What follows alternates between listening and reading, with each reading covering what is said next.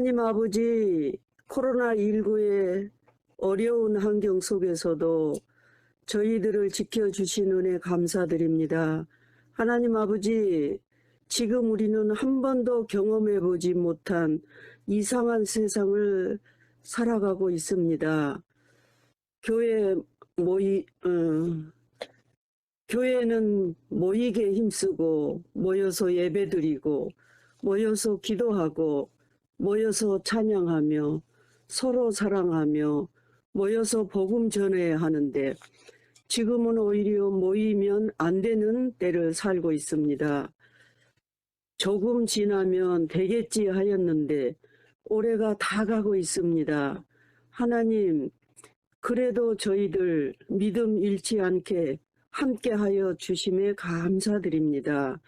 코로나19 때문에 앞길이 보이지 않는 이때 우리가 참 신앙인으로 주님과 함께 이 난세를 이겨나가게 하옵소서.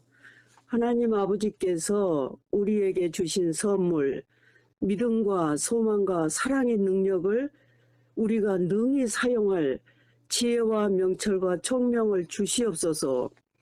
그래서 우리가 생각할 바를 생각하게 하시고 분별할 바를 분별하여 행할 바를 행하는 삶 되기를 소망합니다. 버릴 것을 가감하게 버리는 삶 되기를 원합니다. 지킬 것을 지켜내는 삶 되기를 진심으로 원합니다. 주의 은혜로 이 힘든 시대를 주의 지혜의 마음으로 이겨내기를 원합니다. 진리의 길로, 영생의 길로 힘차게 전진하는 우리 아가페 되기를 소망합니다. 우리 세문안 교회 아가페 형제 자매님들, 주님과 함께 잘 이겨내시고 교회에서 기쁨으로 우리 만나요. 우리의 삶이 하나님 앞에 온전히 드려지기를 기도합니다. 우리 주 예수 그리스도의 이름으로 기도드립니다. 아멘. 2020년 10월 11일, 10월의 둘째 주일입니다. 10월의 말씀 암송하고 함께 은혜를 나누도록 하겠습니다. 너희가 내게 부르짖으며 내게 와서 기도하면 내가 너희들의 기도를 들을 것이요 너희가 온 마음으로 나를 구하면 나를 찾을 것이요 나를 만나리라. 예레미야 29장 12절 13절의 말씀입니다. 함께 나눌 하나님의 말씀은 예레미야 43장 1절에서 13절까지 보도록 하겠습니다. 예레미야가 모든 백성에게 그들의 하나님 여호와의 말씀 곧 그들의 하나님 여호와께서 자기를 보내사 그들에게 이르신 이 모든 말씀을 말하기를 마치니 호사야의 아들 아사랴와 가레야의 아들 요하난과 모든 오만한 자가 예레미야에게 말하기를 내가 거짓을 말하는도다. 우리 하나님 여호와께서 너희는 애굽에서 살려고 그리로 가지 말라고 너를 보내어 말하게 하지 아니하셨느니라. 이는 네리야의 아들 바룩이 너를 부추겨서 우리를 대적하여 갈대아 사람의 손에 넘겨 죽이며 바벨론으로 붙잡아 가게 하려 함이라. 이에 가레야의 아들 요하난과 모든 군 지휘관과 모든 백성이 유다 땅에 살라 하시는 여호와의 목소리를 순종하지 아니하고 가레야의 아들 요하난과 모든 군 지휘관이 유다의 남은 자 곧 쫓겨났던 여러 나라 가운데에서 유다 땅에 살려하여 돌아온 자 곧 남자와 여자와 유아와 왕의 딸들과 사령관 느부사라단이 사반의 손자 아이감의 아들 그다랴에게 맡겨둔 모든 사람과 선지자 에레미야와 네리야의 아들 바룩을 거느리고 애굽 땅에 들어가 다바네스에 이르렀으니 그들이 여호와의 목소리를 순종하지 아니함이러라. 다바네스에서 여호와의 말씀이 에레미야에게 임하여 이르시되 너는 유다 사람의 눈앞에서 내 손으로 큰 돌 여러 개를 가져다가 다바네스에 있는 바로의 궁전 대문에 벽돌로 쌓은 축대의 진흙으로 감추라. 그리고 너는 그들에게 말하기를 만군의 여호와 이스라엘의 하나님께서 이와 같이 말씀하시되 보라 내가 내 종 바벨론의 느부갓네살 왕을 불러오리니 그가 그의 왕좌를 내가 감추게 한 이 돌들 위에 놓고 또 그 화려한 큰 장막을 그 위에 치리라. 그가 와서 애굽 땅을 치고 죽일 자는 죽이고 사로잡을 자는 사로잡고 칼로 칠 자는 칼로 칠 것이라. 내가 애굽 신들의 신당들을 불지르리라. 느부갓네살이 그들을 불사르며 그들을 사로잡을 것이요 목자가 그의 몸에 옷을 두름같이 애굽 땅을 자기 몸에 두르고 평안히 그곳을 떠날 것이며 그가 또 애굽 땅 벳세메스의 석상들을 깨뜨리고 애굽 신들의 신당들을 불사르리라 하셨다 할지니라 하시니라. 남유다를 정복한 바벨론의 느부갓네살 왕은 대부분의 사람들을 포로로 끌어가고 남아있는 몇몇 가난한 자들, 사회적 약자들을 남겨두고 이들을 다스릴 총독으로 그다랴를 임명합니다. 그다랴는 성품이 온유하며 신실한 사람이었습니다. 그다랴는 남아있는 남유다의 사람들을 모아서 다시금 부흥의 발판을 마련하려고 애를 썼습니다. 암몬에 이스마엘이라고 하는 사람이 있었습니다. 이 사람은 유다의 왕족 출신으로 남유다 멸망 당시에 암몬의 몸을 의지해 자신의 안위를 지킨 사람으로서 교만하고 악한 사람이었습니다. 그다랴가 남유다의 총독이 되었다는 소식을 접하고 미스바로 가서 그다랴를 만나 함께 남유다의 재건을 위해 서로 협력하자고 제안을 합니다. 하지만 이러한 계획이 총독 그다랴를 제거하려고 하는 이스마엘의 속셈이라는 것을 알아챈 요하나는 그다랴에게 위험을 경고하며 이스마엘을 멀리하라고 얘기를 합니다. 하지만 사람에 대한 믿음이 두텁고 의심하지 않는 성품을 지닌 그다랴는 이스마엘이 그런 사람이 아니라고 하며 요하난의 경고를 무시를 해버립니다. 결국 그다랴는 미스바에서 이스마엘과 함께 식사를 하다가 죽임을 당하고 맙니다. 이 사건이 있고 난 후 이틀이 지나서 초막절 절기에 제사를 드리기 위해 북이스라엘 지역의 세겜과 실로와 사마리아에서 80여 명의 사람들이 모여서 예루살렘으로 가고 있었습니다.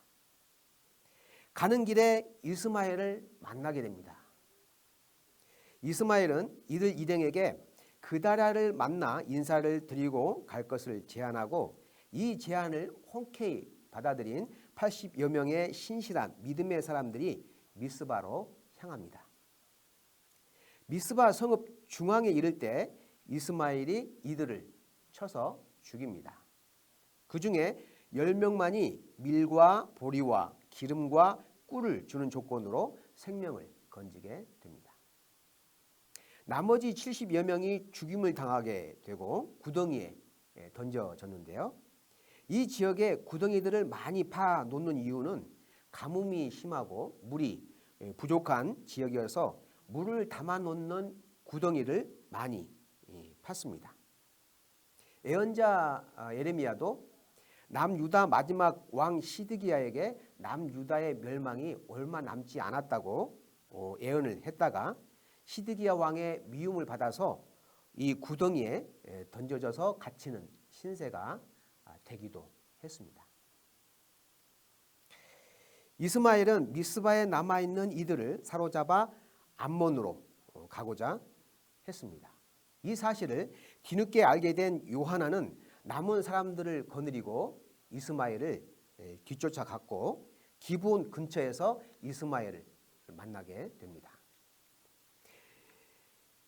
이스마엘은 요하난을 보자 겁에 질려서 포로들을 남겨두고 암몬으로 도망을 칩니다.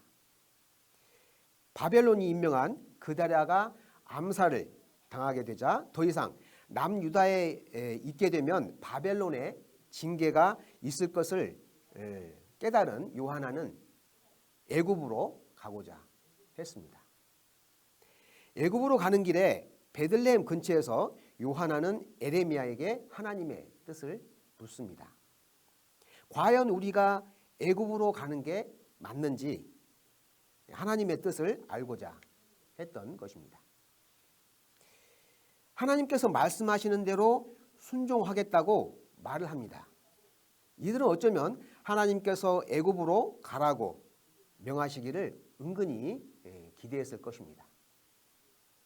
애굽은 물질이 풍족하고 땅이 기름지고 사람이 살기에 더없이 좋은 나라였습니다.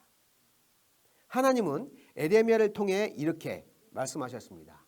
에레미야 42장 10절에서 너희가 이 땅에 눌러 앉아 산다면 내가 너희를 세우고 헐지 아니하며 너희를 심고 뽑지 아니하리니 이는 내가 너희에게 내린 재난에 대하여 뜻을 돌이킴이라 라고 말씀하시며 남유다에 남아있을 것을 명하셨습니다.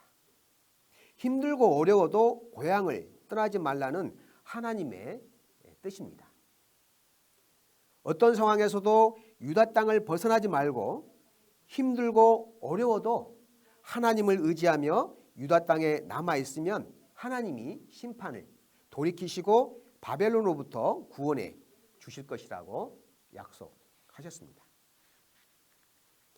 하지만 요하난과 그 일행들은 이미 애굽으로 가려고 마음을 굳히고 난 뒤였습니다.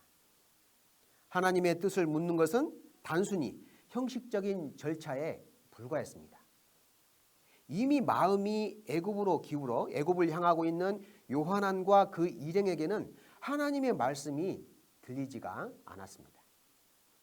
오히려 에레미야에게 이렇게 다그칩니다. 에레미야 43장 2절에서 호사야의 아들 아사랴와 가랴의 아들 요하난과 모든 오만한 자가 에레미야에게 말하기를 내가 거짓을 말하는도다. 우리 하나님 여호와께서 너희는 애굽에서 살려고 그리로 가지 말라고 너를 보내어 말하게 하지 아니하셨느니라 라고 말하며 하나님께서 애굽에 가지 말라고 말씀하시지 않았다는 것입니다.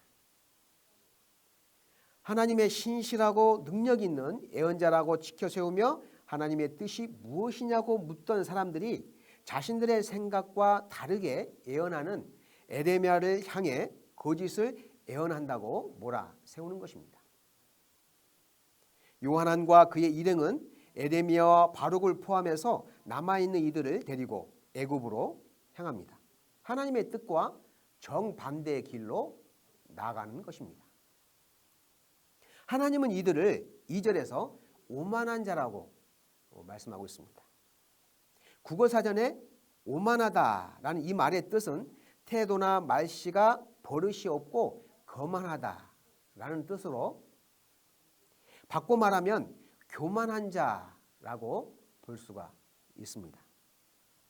애굽으로 가지 말라는 하나님의 뜻에 대해 거짓으로 여기며 자신들의 고집대로 애굽으로 발걸음을 재촉합니다.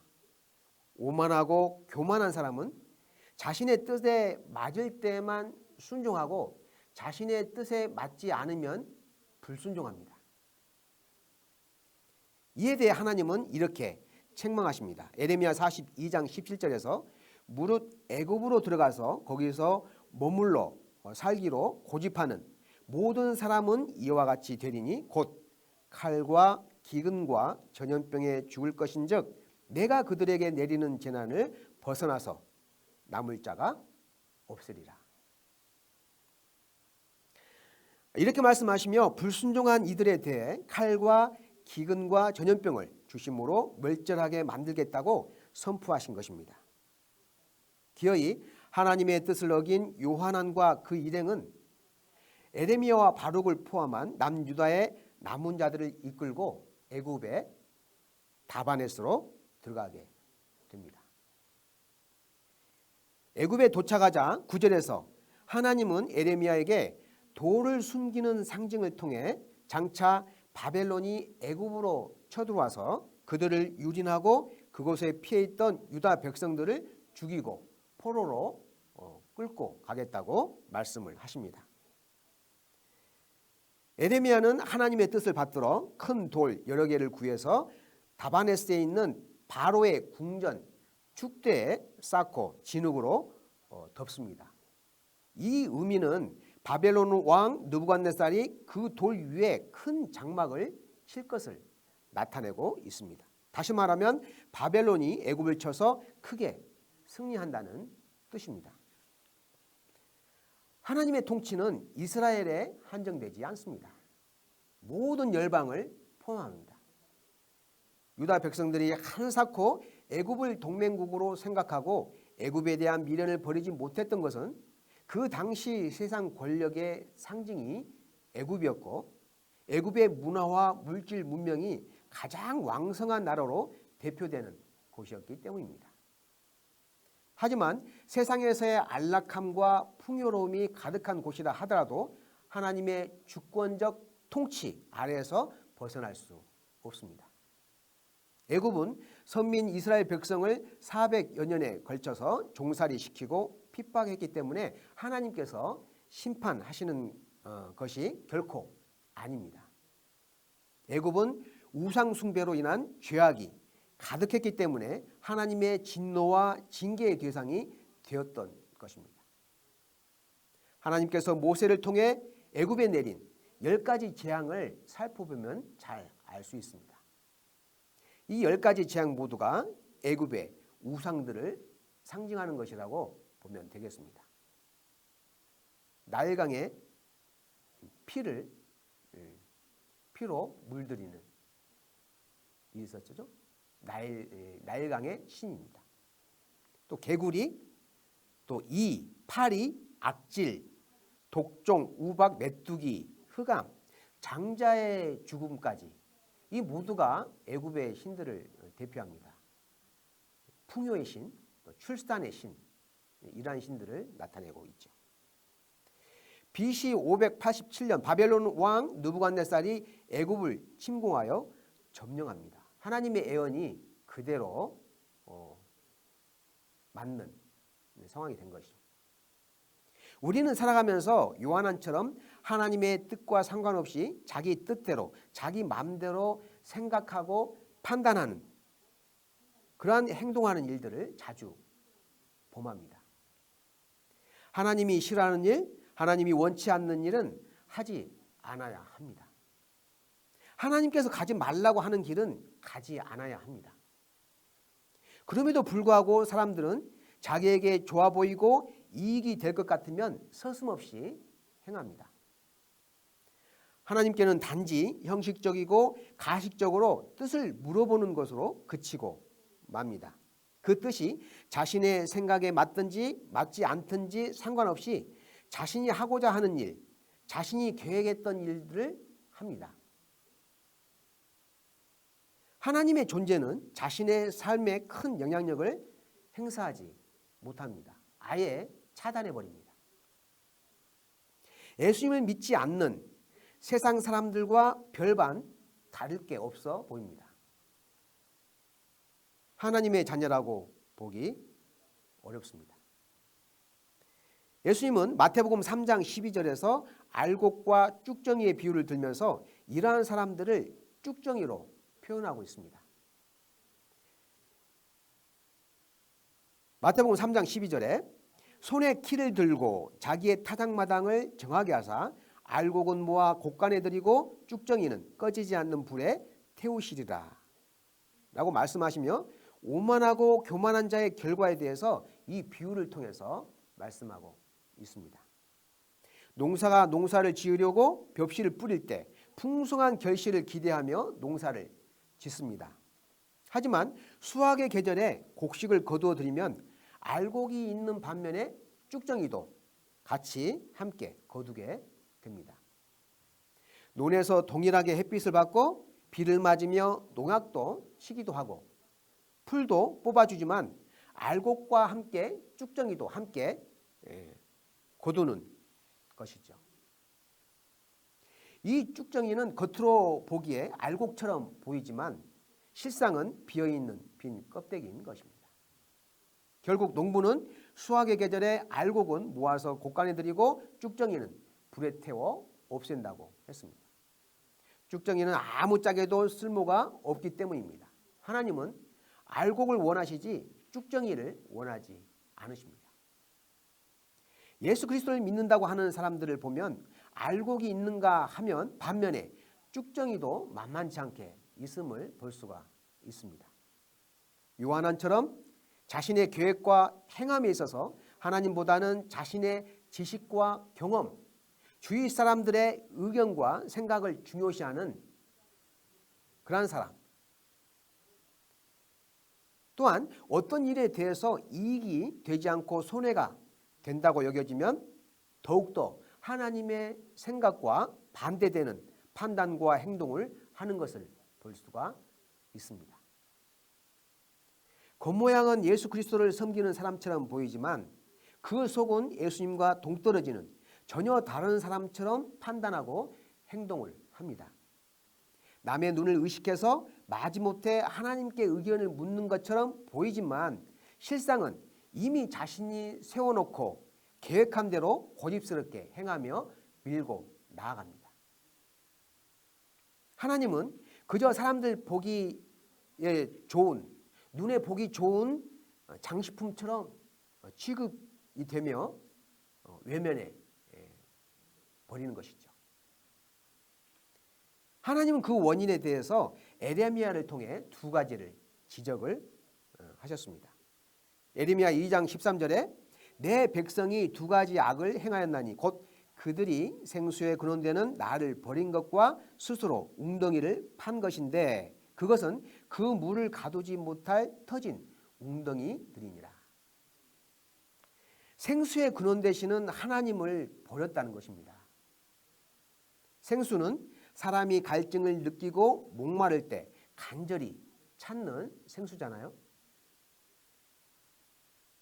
사람을 살리고 다시금 힘을 북돋아주는 기운을 차리게 하는 생수잖아요.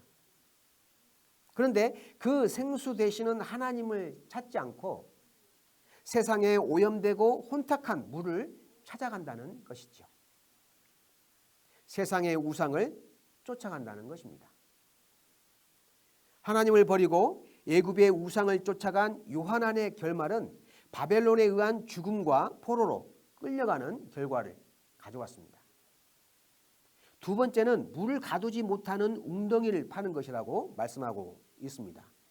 이건 역시 하나님이 아닌 더 좋은, 하나님보다 더 나은 것을 쫓아간다는 것입니다.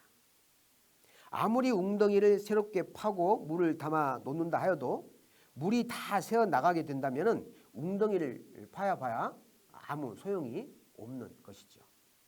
그 웅덩이는 물을 모을 수가 없게 되는 것입니다. 이런 헛수고는 하지 말아야 합니다. 나의 생각과 나의 판단은 내려놓고 하나님의 뜻이 무엇인지, 하나님이 기뻐하시는 삶이 무엇인지 물으시고 그 뜻을 쫓아가는, 그 뜻을 쫓아서 살아가는 신실한 하나님의 백성들이 되어야 할 것입니다. 하나님은 결코 우리를 헛된 길로, 잘못된 길로 인도하시는 분이 아니십니다. 생명의 길, 진리의 길로 인도하시는 분이십니다.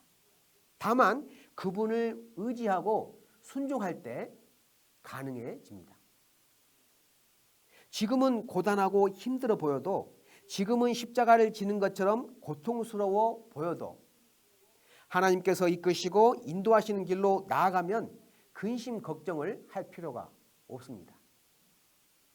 겸손히 순종하는 마음으로 하나님께서 이끄시는 길로 나아가시기를 바랍니다.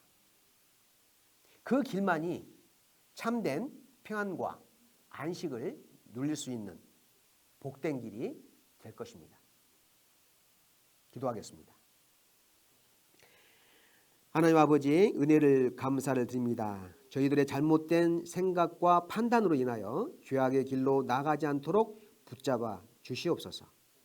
코로나로 인한 지금의 상황들이 힘들고 어렵고 고달프더라도 생명의 근원 되시는 하나님을 의지하고 나아갈 때 우리의 삶이 안전하고 평탄할 거라고 믿어 확신합니다. 생수의 강가에서 푸른 초장에서 하나님과 함께 거닐며 동행하는 복된 삶의 여정을 살아가도록 인도하여 주시옵소서. 생명과 진리 되시는 예수 그리스도의 이름으로 기도합니다. 아멘.